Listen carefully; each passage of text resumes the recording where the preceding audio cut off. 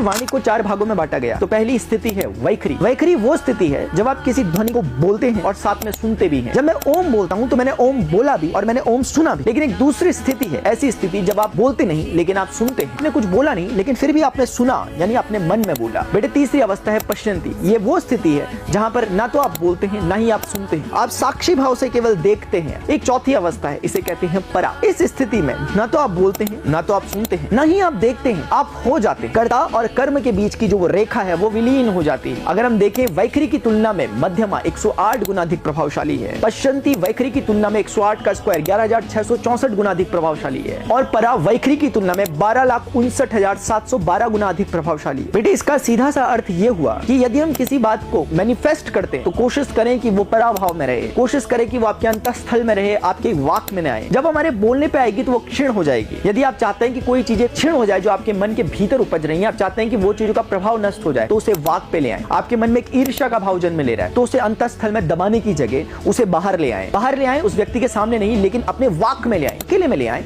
अकेले में ही आप उस बात को अगर बोल देते हैं तो उसका प्रभाव खत्म हो जाता है। लेकिन यदि कोई बात है जिसको आप अपने भीतर पोषित करना चाहते हैं, नरिश करना चाहते हैं, जैसे आपका कोई लक्ष्य है, उस लक्ष्य को जब आप हृदय पे लाते हो, हृदय से कंठ तक लाते हो, कंठ से वाक तक लाते हो, तो इसकी क्षीणता बढ़ती जाती है। इसलिए यदि हम चाहते हैं कि कोई चीजें मैनिफेस्ट हो तो हमारे अंतस्थल के गहन अंधकार में होनी चाहिए, यानी कि हमारे पराभाव में होनी चाहिए।